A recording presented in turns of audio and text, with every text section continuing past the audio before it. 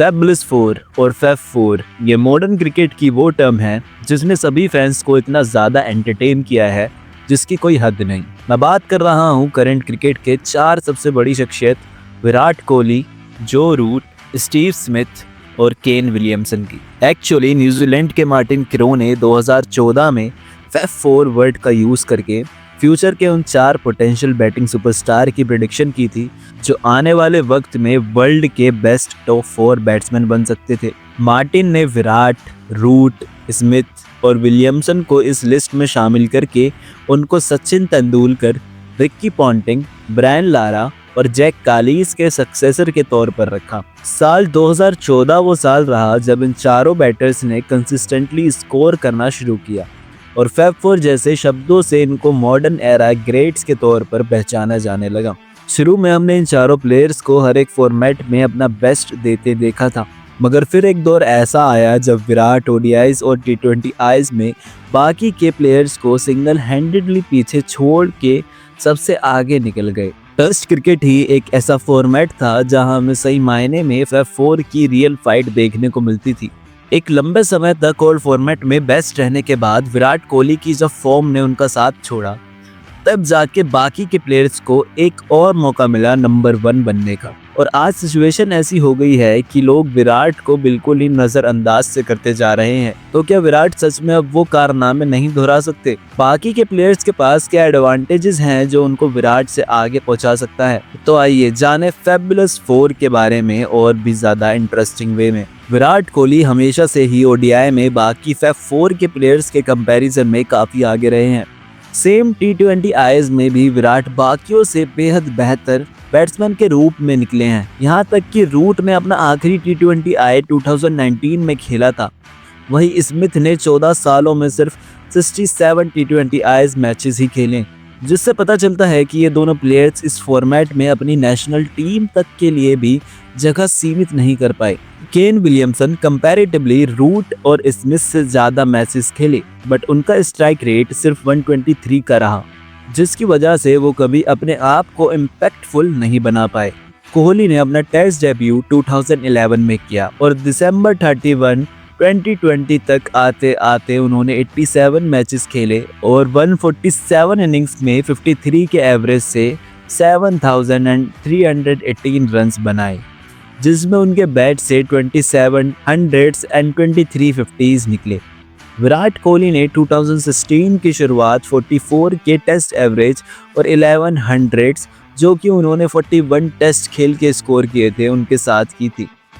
ये आंकड़े देखने में डिसेंट लगते हैं, मगर ये आंकड़े विराट जैसे खिलाड़ी की असली क्षमता को नहीं दर्शा रहे थे। और इसी कमी को पूरा करने के रास्ते पर विराट 2016 से चलने लगे।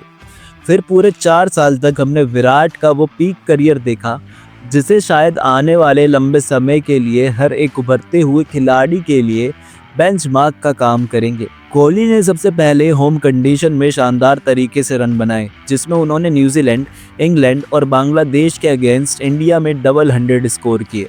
विराट ने अगले 2 साल में अपने टेस्ट एवरेज 75.5 का कर लिया और 2018 और 19 में विराट 24 में से 22 इनिंग्स में ओवरसीज जैसे कि सेना कंट्रीज में back to back runs score करके वर्ल्ड के नंबर 1 बैट्समैन होने के साथ फैब 4 की लिस्ट में भी सबसे ऊपर पहुंच गए। सेम टाइम पर रूट का एवरेज 47.2, विलियमसन का 54.7 और स्मिथ का 66.9 का रहा।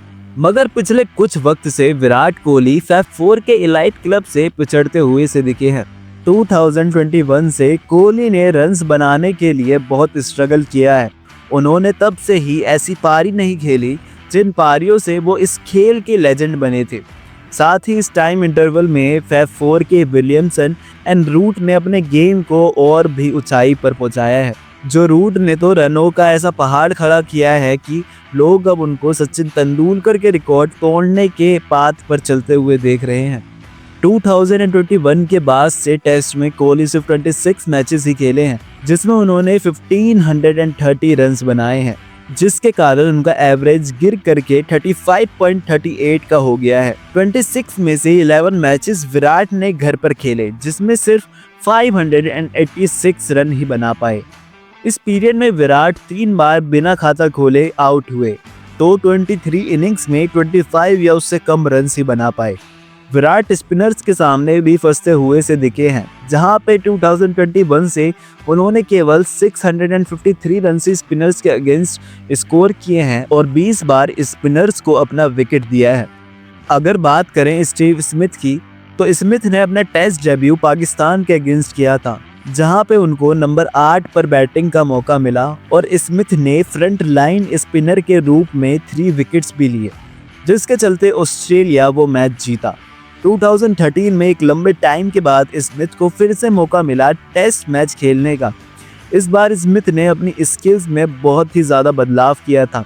स्मिथ ने बिल्कुल एक्स्ट्रा ऑर्डिनरी तरीके से रन्स बनाए। रन्स बनाने का ये सिलसिला शुरू हुआ ओवल के ग्राउंड में अपनी मेडन टेस्ट सेंचुरी हिट करके, जिसको आगे बढ़ाते हुए स्मिथ ने पर्थ और सिडनी में सेंचुरीज स्कोर की, जिसकी वजह से ऑस्ट्रेलिया 5-0 से 2013-14 एशेज जीता।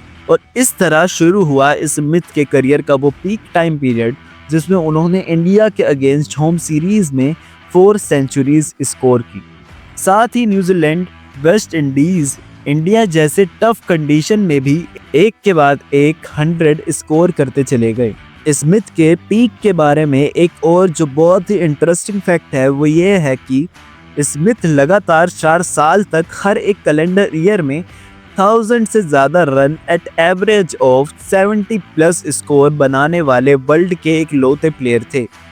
And due to all this, Smith ने अपने 2013 के 34.6 के एवरेज को 2017 तक इम्प्रूव करके 63.6 का कर लिया। इस पीरियड में स्मिथ सही मायने में अपने ही जोन में होकर बैटिंग करते थे। कोहली, विलियमसन, रूट सभी इस पीरियड में बहुत अच्छी परफॉर्मेंस दे रहे थे, मगर स्मिथ को इनमें से कोई भी उस वक्त कैचअप नहीं कर पाया। स्मिथ रुकने का नाम नहीं ले रहे थे, वो सीरीज बाय सीरीज और भी ज्यादा रन्स के भूखे होते जा रहे थे। एंड फिर वो हुआ जिसने सभी को शॉक कर दिया, the ball tampering incident in South Africa. इस एक मूवमेंट ने स्मिथ से उनकी सालों की मेहनत और इज्जत एकदम से छीन ली।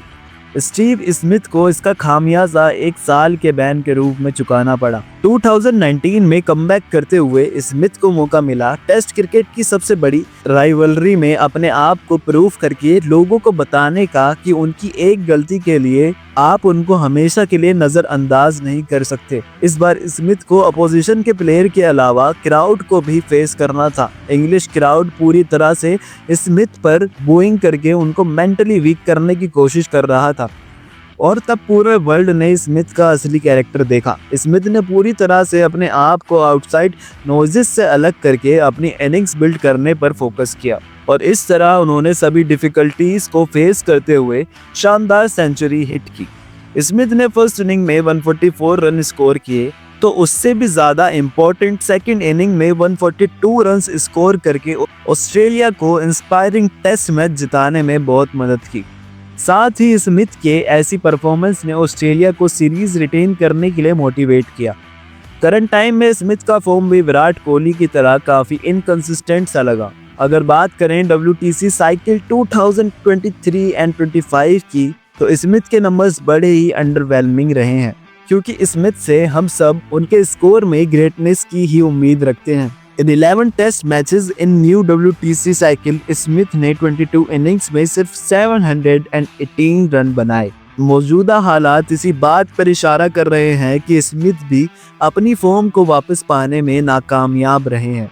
2014 वो साल था जब विलियमसन ने 50 से भी ज़्यादा के एवरेज से रन्स बनाए, बट केन विलियमसन का बेस्ट तो 2015 में आया, जब उन्होंने 1000 से ज़्यादा runs at average of 90 score किए, और आने वाले सालों में लगातार बहुत ही शानदार एवरेज मेंटेन करते रहे। लेकिन जो बात केन विलियमसन के केस को और भी ज़्यादा इंटरेस्टिंग बनाती है वो ये है कि 2017 से विलियमसन ने होम कंडीशन में 73 के एवरेज से रन्स बनाए हैं, एंड अवे कंडीशन में 38.9 के एवरेज से। उनके इतने कॉन्ट्रास्टिंग स्कोरिंग और एल्बो इंजरी ने उनके प्रोग्रेस को स्लो कर दिया है। होम कंडीशन में खेलते हुए सक्सेस पाना, वो भी 600 के साथ, भी एक हाईली क्रेडिबल अचीवमेंट है। अब तक विलियमसन टेस्ट मैच में 8743 रन्स बना चुके हैं, जिसमें उन्होंने बाकियों के मुकाबले सबसे कम मैचेस खेले हैं, मगर उनका एवरेज 54.98 का है, जिसके साथ 32 सेंचुरी स्कोर कर चुके हैं। विलियमसन करंट टाइम में टेस्ट में रूट के साथ साथ डोमिनेट करते आ रहे हैं। तो अब बात करते हैं इंग्लैंड क्रिकेट टीम के एस प्लेयर जो रूट की। रूट ने अपना डेब्यू 2012 में किया, मगर रूट ने 2014 में सभी का ध्यान अपनी तरफ खींचा। इस साल 777 रन्स बनाए एट एन एवरेज ऑफ 97.1। ये सच में एक पैगाम था वर्ल्ड क्रिकेट में एक नए सितारे के आगमन का। रूट ने लगातार आने वाले 3 सालों में हर एक साल 950 प्लस रन स्कोर किए हैं। रूट के करियर में भी एक टाइम ऐसा आया जब वो अपनी 50s को बड़ी इनिंग्स में कन्वर्ट नहीं कर पा रहे थे। इस टाइम पीरियड में ऐसा लगता था कि रूट फैब 4 की रेस में पिछड़ते जा रहे हैं, मगर रूट ने अपना कमबैक खूब शोर मचा के किया। रूट ने 2021 में 15 मैचेस में 1708 रन्स बना डाले और तब से आज की तारीख में रूट ने अपने पुराने पीक को भी टेक ओवर कर लिया है। 2020 तक 17 सेंचुरी लगा के 7823 रन्स बनाने वाले रूट ने 2024 तक अपना सेंचुरी काउंट 34 का कर लिया है। रूट अब इंग्लैंड के टॉप सेंचुरियन बन चुके हैं। साथ ही रूट 12,402 रन्स बना के करंटली फैब 4 में नंबर 1 प्लेस पर आ चुके हैं। एट द एंड हम ये कह सकते हैं कि स्मिथ और विराट 2020 तक फैब 4 के लीडर की तरह दिखाई देते थे। स्पेशली विराट अपने अदर फॉर्मेट में भी सेम स्टाइल से स्कोर करने की वजह से वर्ल्ड के बेस्ट बैट्समैन थे, मगर करंट टाइम में सिनेरियोज बदल चुके हैं। इट इज़ वेरी ट्रांसपेरेंट कि रूट और विलियमसन ही आज के वक्त में फैब 4 को लीड कर रहे हैं। वही कोहली को टेस्ट फॉर्मेट में आने वाले मैचेस में कमबैक करना बहुत ज़रूरी है।